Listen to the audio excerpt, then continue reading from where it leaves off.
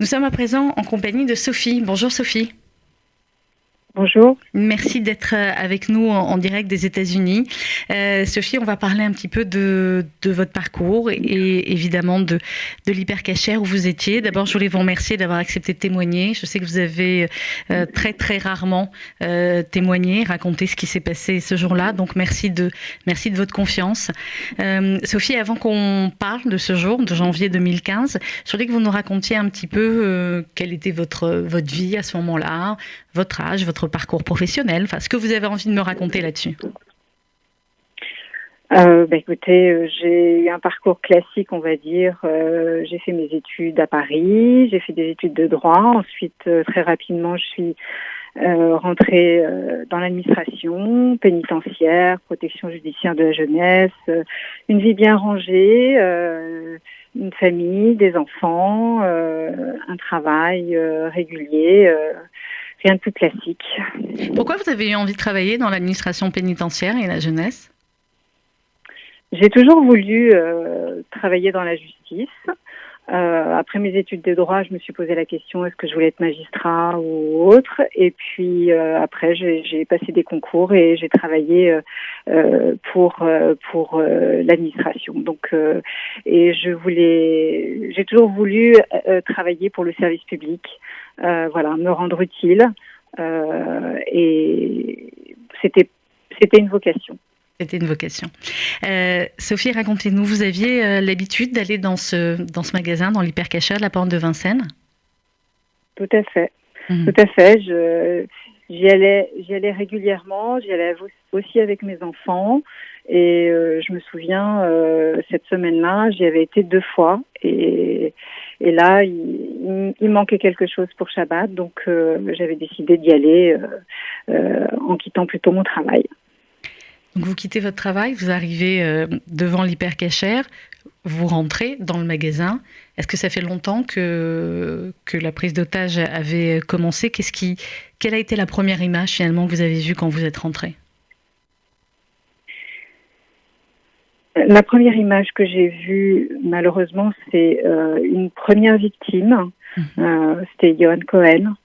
Il gémissait par terre, près des caddies. Il avait le visage déformé, ensanglanté. Et c'est une image tellement horrible et inhabituelle que j'ai pas compris tout de suite Bien ce qui se sûr. passait. Voilà. Dans les secondes suivantes, j'ai eu devant moi Koulibaly qui brandissait son fusil d'assaut et qui m'a dit tout de suite, toi tu rentres. Voilà. J'ai tout de suite senti le danger et l'individu déterminé, voilà, il savait à rien de reculer ou de m'enfuir. De toute façon, il m'aurait tué. Oui. Et cette appréciation de la situation, je l'ai eue grâce à mon parcours professionnel. Quand vous sentez le danger, quand vous avez l'habitude de côtoyer différentes personnes, différents milieux ou des populations, quartiers fragiles et difficiles, j'ai tout de suite senti. Mmh. Vous avez bien fait. Donc vous êtes rentré tout de suite? J'ai pas eu le choix parce Mmh. que du coup, quand il brandissait son arme sur moi, j'ai dit bon là, j'ai pas le choix, il faut que je rentre. Et ensuite à l'intérieur, j'ai vu une deuxième victime assassinée. C'était Philippe Braham. Mmh. Voilà. Et après, tout est allé très vite. Il était très nerveux, c'était un peu la panique. Il a fait une troisième victime très rapidement qui insistait pour entrer dans le magasin parce qu'il n'avait pas bien compris la situation et qui tentait de s'enfuir. Et là, c'était François-Michel Saada. Et Koulibaly lui a laissé aucune chance. Il lui a tiré dans le dos et voilà. Voilà les premiers Les instants premiers en fait instants. Mmh. où je suis rentrée. Une fois que vous étiez à l'intérieur, vous êtes regroupé avec les autres personnes qui étaient déjà là, qui étaient otages, ou alors ils vous avaient séparés, vous étiez assises, debout? Alors, en fait, à ce moment-là, au tout début, j'ai très vite compris parce qu'il était assez nerveux et tendu qu'il y avait d'autres otages qui étaient au sous-sol. Parce que moi, j'avais pas été là dès le début de la prise d'otage et j'ai compris qu'il y avait des gens à ce moment-là. Et il était un peu en panique. C'est là que j'ai compris qu'il était tout seul parce qu'il devait gérer et notre étage et le sous-sol. Et après plusieurs reprises, il avait demandé à une des caissières d'aller chercher les autres otages. Et en fait, elle est remontée et elle lui a dit qu'il refusait de venir et qu'elle n'y arrivait pas. Donc, il était très, très tendu par rapport à cette situation. À ce moment-là, là, il y a eu aussi une autre victime parce que il a demandé à la jeune fille de fermer les rideaux de fer et en même temps, un autre jeune homme qui s'appelle Yoav Attab. C'est important pour moi de dire les noms des victimes. Très important. Il a eu le courage de lui prendre. Pardon. Prenez votre temps, Sophie, il n'y a pas de souci. Il a eu le courage de lui prendre son arme qui était à terre, une de ses armes qui était à terre, pour pouvoir s'en servir. Et malheureusement, c'était une arme, enfin, c'était un fusil d'assaut très certainement, et elle s'est enrayée où il n'a pas su s'en servir. En tout cas, Koulibaly a été plus rapide et il lui a tiré dessus à bout portant. Donc le jeune est mort sur les coups. Voilà, quelqu'un de très très courageux. Très très courageux, Yoav. Il voulait. Et donc voilà, c'est important essayé. de le dire. Il a essayé pour. Exactement. Oui, il a essayé. Et des actes de solidarité, et des actes de courage comme ça aussi qui étaient à l'Hypercacher. C'est important de le dire. C'est très important et de rappeler, vous avez donné leurs 4 noms et vous avez raison et c'est ce qu'on fait sur cette antenne et c'est ce qu'on continuera de faire. Sophie, ensuite donc vous me disiez que la caissière avait pas réussi à les faire remonter. Du coup, je crois que c'est Koulibaly, le terroriste, vous demande de descendre. Alors en fait, j'ai senti en tout cas qu'il y avait une situation de danger pour tout le monde parce qu'il commençait à s'énerver. Et il devait agir à la fois le sous-sol et l'étage principal. Et je me suis dit, écoutez, je peux essayer, mais si vous me garantissez que vous n'allez pas nous tirer dessus quand on va remonter, etc. Il m'a pas dit oui ou non, etc. Il me dit, tu descends. Donc, je suis descendue et ce qui a été très, très difficile, c'est que j'ai dû enjamber le pauvre jeune homme qui gisait au milieu de son sang pour pouvoir accéder aux escaliers qui menaient au sous-sol. Et ça, c'est une image que je ne pourrai jamais oublier. Évidemment. Mais vous avez été très courageuse, vous aussi, Sophie, de lui parler et de descendre. Lorsque je suis descendue, certains otages se cachaient derrière des palettes de bois, d'autres dans une chambre froide non fermée. Donc, j'ai dit à ceux que je voyais qu'il fallait qu'il fallait remonter parce qu'il allait tous nous tuer, qu'il était déterminé, etc., qu'ils en avaient déjà vu. Et à ce moment-là, on était tous en train de discuter. Ça a duré très, très peu de temps, mais j'ai essayé d'ouvrir une autre chambre froide et là, c'était fermé de l'intérieur. Je savais qu'il y avait des gens à l'intérieur. J'ai pas insisté. Et le fait d'avoir juste demandé à un père de remonter avec son enfant, parce que l'enfant avait 3 ans, ça me rendait déjà malade. Donc, j'allais pas en plus demander aux gens qui étaient enfermés dans l'autre chambre froide de venir, quoi. Et là, il pouvait pas. Là, il pouvait pas. Ouais. Koulibaly ne pouvait pas accéder à notre chambre froide.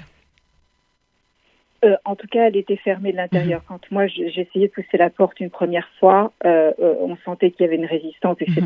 Et les gens à l'intérieur ne disaient pas. Mais je le savais par les autres otages qu'il y avait d'autres gens dans l'autre chambre froide.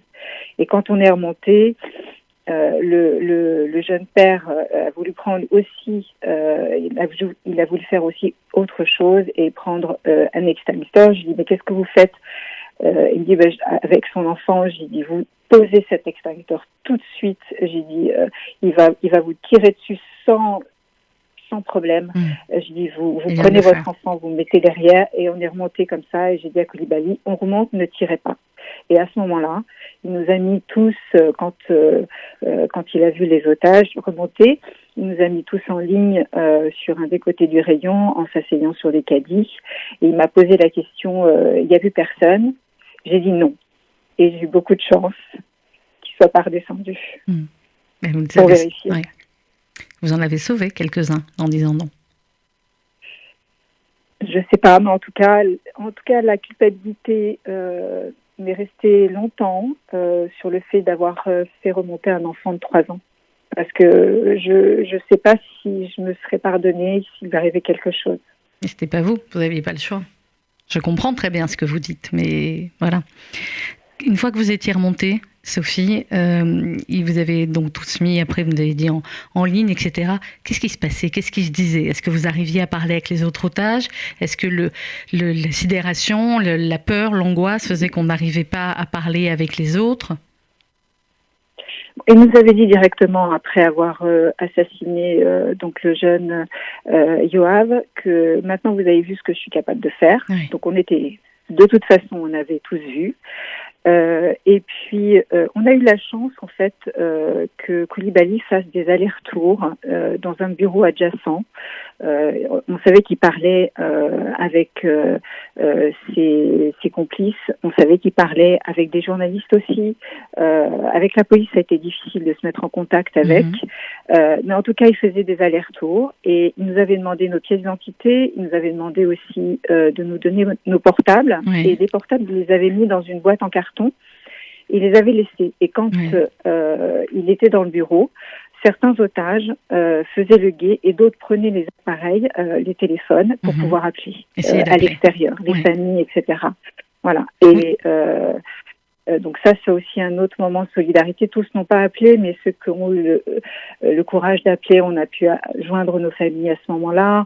On a pu parler, en tout cas moi j'ai parlé à des policiers à l'extérieur. Voilà, donc ça nous a servi beaucoup. Et puis on essayait de se rassurer. On a essayé aussi de lui demander de laisser partir l'enfant parce que l'enfant était n'était pas bien du tout et on essayait avec la jeune femme qui était à côté de moi, ma compagne d'infortune qui est devenue maintenant mon amie, de protéger cet enfant de ces visions macabres qui étaient autour de nous, parce que tout autour de nous c'était ça, quoi. On était à côté des personnes assassinées. On était à côté aussi de ce pauvre Johan qui n'est pas mort tout de suite. Donc qui avait Soral qui était en train de mourir tout seul. Et on était vraiment impuissants. Et ce sentiment d'impuissance aussi perdure. Parce qu'à un moment donné, Koulibaly nous a demandé « Vous voulez que je l'achève ?» pour plus entendre ses râles. Et ça, c'est quelque chose d'insupportable. C'était insupportable. Sophie, vous me parliez des... Oui, allez-y, je vous en prie. C'est très difficile de ne pas... c'est très difficile de secourir la personne qui est à côté de vous dans des moments comme ça, d'intense... où on se sent, on est au bord de la mort, on ne sait pas ce qui va se passer, etc. Donc on fait ce qu'on peut, effectivement, et le fait de ne pas réconforter les victimes qui sont à côté de vous, et ça c'est terrible, c'est terrible. Sophie, vous me disiez que certains avaient réussi à prendre le téléphone. Est-ce que vous saviez ce qui se passait à l'extérieur, avec de l'autre côté les frères Kouachi, ce qui se passait dans l'imprimerie, etc. Est-ce que vous arriviez à raisonner un tout petit peu pour faire le lien, ou pas du tout? Vous étiez dans l'instant présent et dans ce que vous viviez à l'Hypercacher? Alors c'était très difficile parce qu'en fait, une fois que les rideaux sont tombés, on était un petit peu hors du temps. On n'entendait absolument rien de l'extérieur et de l'intérieur. Et on se demandait, mais est-ce qu'il y a la police à l'extérieur? On ne comprenait pas. Et même au tout début, quand ce que j'ai parlé à Koulibaly au tout début en lui disant mais attendez, c'est pas avec nous qu'il faut négocier, il faut appeler la police, etc. Et on avait du mal. La première fois quand on a appelé la police, il m'a passé le téléphone, j'ai appelé la police, je dis est-ce que vous pourriez donner quelqu'un à Koulibaly, enfin je ne l'ai pas appelé par son prénom, mais en disant, et les policiers m'ont dit écoute, il y a une prise d'otage, et on m'a dit ne quittez pas. J'ai dit pardon. Non mais voilà, qu'est-ce que vous voulez dire? C'est voilà. Mais c'était au tout début de la prise d'otage, et en tout cas, on savait, puisqu'il faisait des allers-retours dans son bureau, qu'il y avait des complices. Oui. On n'avait pas d'idée qu'il se passait quelque chose dans cette imprimerie, mais en tout cas, c'était sûr qu'il parlait avec quelqu'un. Voilà. C'était sûr. Après, on a eu la chance de pouvoir parler. Moi, j'ai eu la chance de pouvoir parler à ma famille, et mon mari était avec les policiers à l'extérieur. Donc, c'est comme ça que j'ai su, parce qu'on n'entendait absolument rien, qu'il y avait des policiers à l'extérieur. Sophie, qu'est-ce qu'on dit à son mari à ce moment-là? Si c'est trop personnel, vous pouvez passer à la question. La première personne que j'ai prévenue, parce que j'avais oublié mon téléphone dans la précipitation quand je suis partie dans l'hypercachère, j'avais oublié mon téléphone dans la voiture. Je me souvenais juste de mon numéro de téléphone de la maison. Et c'était ma fille aînée qui était là. Et je lui ai dit, ma fille, parce que ça faisait longtemps que je n'avais pas appelé, et ma famille rigole toujours parce qu'en disant qu'on ne peut jamais te joindre, tu n'ouvres jamais ton téléphone, etc. Je dis, il fallait que je les prévienne. Et donc, quand j'ai dit à ma fille où j'étais, c'était extrêmement difficile. J'ai dit, écoute, ne t'inquiète pas, tout va bien. Il faut que tu appelles papa, il faut que tu lui dises où je suis. Et puis j'essaierai de te rappeler plus tard, et j'essaie de la rassurer, et surtout lui dire que je l'aimais et qu'elle s'inquiète pas. Et j'ai pu plusieurs fois prendre le téléphone, et à un moment donné, un des policiers que j'avais au téléphone, il arrêtait d'appeler parce que vous vous mettez en danger. Et vous savez, quand vous avez cette possibilité-là, vous sentez pas forcément le danger, ou en tout cas, pour moi, c'était primordial d'avoir ma famille, même si je l'avais pour la dernière fois. Il fallait que je leur dise que je pensais qu'à eux, et que je les aimais. Il fallait qu'ils entendent. Voilà. Et que je ne lâchais pas, même si je leur disais pas ça. J'essayais de les rassurer pour qu'ils s'inquiètent pas plus. Oui. C'est compliqué, hein. Nous qui n'avions pas de proches à l'intérieur, on était tous complètement inquiets. Alors on imagine vos familles. Sophie, comment ça s'est passé ensuite quand effectivement le raid a commencé à arriver? Est-ce que vous vous souvenez de ce qui s'est passé, du bruit? Vous me disiez que vous n'entendez rien à l'intérieur, mais j'imagine que le bruit du raid qui rentre, on avait interviewé sur cette antenne Marc Vériotte, qui était la personne du raid qui est rentrée en premier pour vous sauver. Quel souvenir vous avez de cet instant-là? Alors, quand j'ai eu la dernière fois, pour la dernière fois, quelqu'un au téléphone, un policier, je suppose que c'est quelqu'un de la BRI, qui m'a dit que essayez de dire aux autres, quand vous entendez un boom, vous essayez de vous cacher. Oui. Donc on savait qu'il y allait avoir une intervention. Mais on ne savait pas quand. On a simplement dit, dépêchez-vous, parce qu'il est déterminé, il n'a plus rien à perdre. Parce qu'il nous avait présenté, il nous avait montré ses explosifs, ses différents armes, etc. Donc il avait plus rien à perdre. De toute façon, il nous l'avait dit. Il voulait mourir en martyr. Donc, et avec les négociations qu'il essayait de faire, on n'avait aucune chance. Et donc on a repéré plus ou moins, parce qu'on ne pouvait pas bouger, on n'avait pas les possibilités de se lever ou d'aller marcher dans le magasin. On était sur place, et on a essayé de repérer où est-ce qu'on pouvait se cacher quand on entendrait ce boom, et on a attendu, on savait pas quand. Et à un moment donné, on a entendu un boom qui était dans l'arrière du magasin. Et Koulibaly s'est précipité derrière. Et là, on a entendu des rafales de mitraillettes de partout, des booms. Je ne saurais pas vous dire dans quel ordre, mais ça n'arrêtait pas. Le bruit n'arrêtait pas. Et on s'est tous plus ou moins cachés où on pouvait. Et pendant, je ne sais pas combien de temps, j'ai du mal avec les notions de temps, ça n'arrêtait pas. Et tout doucement, parce qu'on était juste à côté du rideau de fer près des caisses, j'ai entendu le rideau de fer se soulever. J'ai dit à ce moment-là, j'ai essayé, on va sortir. Et vous êtes sorti? Non, pas encore. Pas encore. Derrière, et vous entendez, on a entendu pendant un certain temps, et du coup, j'ai senti, parce que comme on se protégeait comme on pouvait, on se cachait comme on pouvait, que Koulibaly avait changé de derrière, il était devant. Donc, bon, je ne sais pas par quel miracle il ne nous a pas tués à ce moment-là, mais on entendait sans arrêt des rafales de mitraillettes, et quand le rideau de fer est monté complètement ou pratiquement ou à moitié, je ne sais plus, j'entendais les hommes donc de la BRI là qui avançaient pour nous sauver, qui disaient allez les gars, et ça je m'en souviendrai tout le temps.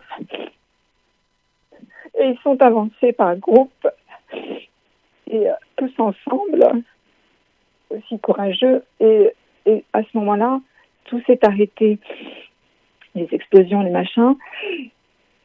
Avec certains otages, on s'est regardé et puis ils ont ouvert une brèche et à ce moment-là, on a pu sortir. Mais je me souviens que j'ai essayé d'aller à l'encontre donc de ces hommes pour pouvoir trouver un passage pour sortir tellement ils étaient soudés.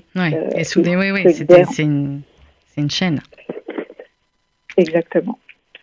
Là, vous sortez. Sophie, comment ça se passe le juste après? On va parler du après maintenant et de votre témoignage au procès, mais comment ça se passe les secondes, les minutes d'après? Quelque chose un peu, enfin, je ne sais pas si on peut dire drôle, en tout cas, absurde, en fait, je suis sortie du mauvais côté. Voilà, absurde. Je suis sortie du mauvais côté. La majorité des otages sont sortis à droite et parce qu'ils avaient vu des policiers qui nous faisaient des grands signes. Et moi, dans la précipitation, je suis sortie sur la gauche avec ma compagne d'infortune et du coup, on n'a vu personne. Mais on s'est dit, mais ils sont où? On est tous seuls dans la rue, on comprend pas. Et ma compagne d'infortune me dit, écoute, c'est pas grave, j'ai mes clés, on prend ma voiture. Je me dis, mais ça va pas. Il faut peut-être qu'on aille voir quelqu'un là. C'est absurde. Et à ce moment-là, voilà, c'est ça. Et à ce moment-là, on voit un policier qui nous fait des grands signes, mais de l'autre côté, donc du coup, avec quelques-uns seulement, on est resté près du magasin et on n'était pas avec l'ensemble, la majorité des otages, et on est resté comme ça peut-être 1 heure, parce qu'ils avaient peur qu'il y ait des explosifs, qu'on ait des explosifs aussi sur nous. Bien sûr. Donc, et on leur a demandé, mais prévenez nos familles. J'ai dit parce qu'on est là tout seul. Ils nous ont pas vus, donc ils ont peur peut-être qu'on ne soit pas vivants, prévenez-les, etc. Et c'est ce laps de temps-là qui a été très difficile pour nos familles parce qu'ils ont vu les autres otages qui étaient sortis et ils nous ont pas vus. Et ça c'est des premières. Et on savait qu'il y avait des victimes. Ouais. Exactement. Donc ça c'était très difficile. Sophie, sur RCJ, on suit le procès. Nous avons 2 envoyés spéciaux à ce procès. Vous vivez maintenant aux États-Unis. On va en dire un mot aussi dans un instant. Vous devez témoigner, je crois, à ce procès.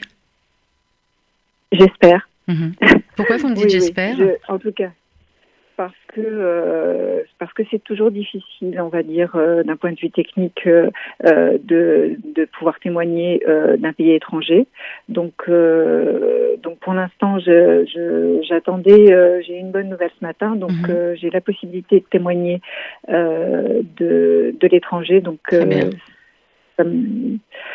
C'est important pour moi. Mais évidemment que c'est important. On va en redire un mot, mais sur l'après, finalement, hyper-cachère, on est 5 ans après et on considère, quand on regarde ce qui s'est passé à ce moment-là, que eh bien parfois la communauté nationale et même la communauté juive a un peu, peut-être parfois oublié ce qui s'est passé. Est-ce que vous considérez que vous avez été suffisamment soutenu, aussi bien psychologiquement que par d'autres moyens, aussi bien par la communauté nationale, par les pouvoirs publics que par la communauté?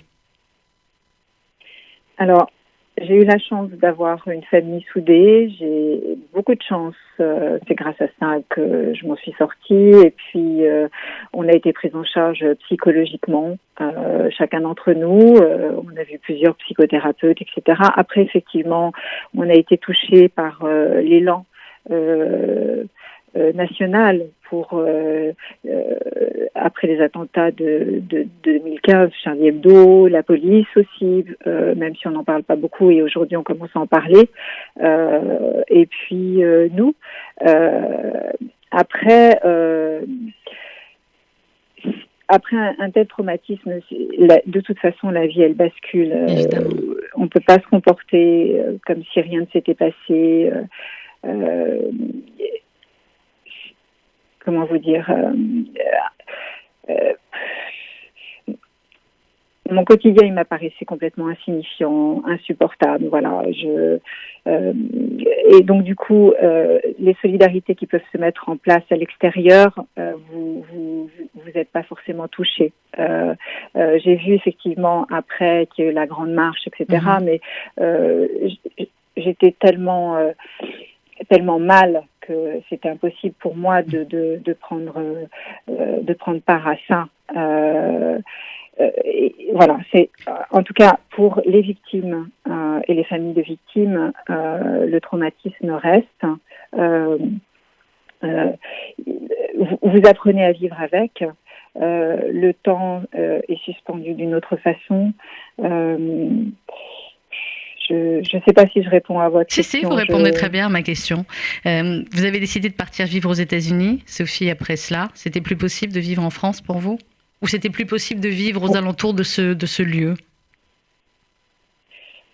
On a beaucoup hésité avec mon mari et on a essayé. Malgré les prises en charge psychothérapie, j'arrivais pas. Je me sentais pas en sécurité et il fallait aussi que je protège mes enfants. Voilà, de cette haine et de cet antisémitisme, parce qu'il faut bien dire. Je parle pour l'hypercachère, donc c'est un attentat antisémite. C'est clairement antisémite. Donc je préfère le dire et le dire plusieurs fois. Vous avez raison. Parce que ça, parfois, on l'entend plus ou on ne veut pas l'entendre. Cet antisémitisme qui existe en France, qui est caché sous derrière l'antisionisme aussi.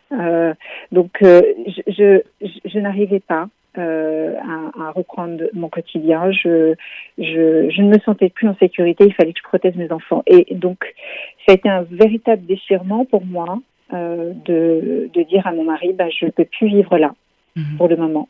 Je veux quitter. Je veux partir. Et voilà, la décision a été prise comme ça. Maintenant, vous partez pas du jour au lendemain. Ça nous a pris 1 an pour partir. Parce que vous quittez tout. Vous quittez votre famille, vous quittez votre emploi, vous quittez votre maison, vous quittez tout. Vous quittez vos amis. C'est le choix n'est pas facile. Et en tout cas, pour moi, c'était une façon de renaître quelque part, de recommencer, en tout cas d'essayer de recommencer à vivre. Vous faites plus le même métier maintenant aux États-Unis. Je crois quand on s'est parlé pour préparer l'interview, vous m'avez dit que vous êtes prof de français, c'est ça? Exactement, oui. J'ai changé de métier. Mais c'est un moyen aussi, c'est pas... Alors peut-être vous allez me dire, je suis de la psy à 2 balles, mais c'est pas innocent peut-être de vouloir continuer finalement à avoir ce lien quand même avec la France et apprendre le français à d'autres. Absolument. Absolument. Au-delà de tout ça, l'amour de la France, il reste. exactement. La France, c'est mon pays. Je veux dire, j'y suis née, j'ai ma famille, j'ai mes valeurs, c'est ma culture. Et donc je transpose ce que je suis et j'ai envie de transmettre ce que j'aime. Même si aujourd'hui je fais bien sûr des allers-retours en France, parce que je ne peux pas me détacher de mon pays et de ma famille, c'est important pour moi. Et peut-être, oui. Mmh. J'ai encore deux questions, Sophie, et je vais vous laisser ensuite. Qu'est-ce que vous attendez aujourd'hui de ce procès?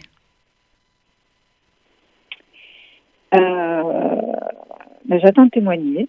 C'est une première chose. Et si je le fais, c'est pour les victimes qui ont été assassinées, mais aussi pour les autres victimes, les victimes par ricochet, les familles des victimes aussi, c'est important. Par ce biais-là aussi, je remercie les personnes qui sont intervenues pour nous sauver, et surtout, j'ai jamais perdu de vue le procès qui se tient actuellement, même si je regarde pas tous les jours et je ne suis pas confrontée tous les jours aux témoignages, aux images, parce que je suis loin. J'attends de cette cour d'assises qu'elle rende la justice. Voilà, qu'elle juge et condamne les complices de cet attentat pour l'hypercachère, encore une fois, clairement antisémite, qui a été perpétré par des islamistes français. Voilà, j'attends qu'on comprenne, qu'on entende quelle était l'organisation, les réseaux, les complicités, les ramifications. Voilà. Et puis que pour pouvoir éduquer, pour pouvoir protéger les citoyens de ces islamistes-là, de ces terroristes qui malheureusement se trouvent déjà sur le territoire. Et que justice soit faite. Une dernière question, Sophie. Généralement, je peux la poser en première question. Mais avec vous, je voulais que ce soit en dernière question. Comment vous allez aujourd'hui? Bien écoutez, pas trop mal. Je me dis par rapport à mes autres compagnons, le fait peut-être la distance m'a beaucoup aidé en tout cas. Voilà, je parle pour moi, mais je m'aperçois que le traumatisme est toujours là. Ces derniers temps, les cauchemars reviennent. J'ai des pertes d'appétit. Je pense que comme toutes les victimes et voilà, c'est difficile. Je me suis aperçue que je pensais que c'était un peu derrière moi, mais en fait, vous vivez avec les traumatismes. Et puis voilà, ça vient. Beaucoup de choses ont été réveillées là, mais voilà, la vie est plus forte que tout, et c'est important de le dire. On a beaucoup de chance. Nous sommes des miraculés, des survivants, je ne sais pas comment vous les appelez, mais en tout cas, voilà, c'est important d'être là et c'est important de témoigner, de dire pour les victimes et pour éviter que ça se reproduise. Voilà, mais je veux continuer à être optimiste, même si au fond de moi, je le suis pas beaucoup. C'était important votre témoignage, Sophie, aujourd'hui sur RCJ. Merci de votre confiance, merci d'avoir accepté de parler, parce que nous aussi, le travail qu'on fait sur cette antenne en suivant le procès, en vous donnant la parole et en donnant la parole aux victimes, aux familles des victimes, c'est pour c'est pour parler d'eux, parler de leur vie, parler de ce qui s'est passé, et puis continuer à vous soutenir dans la mesure de notre possible. Merci beaucoup, Sophie. On vous embrasse.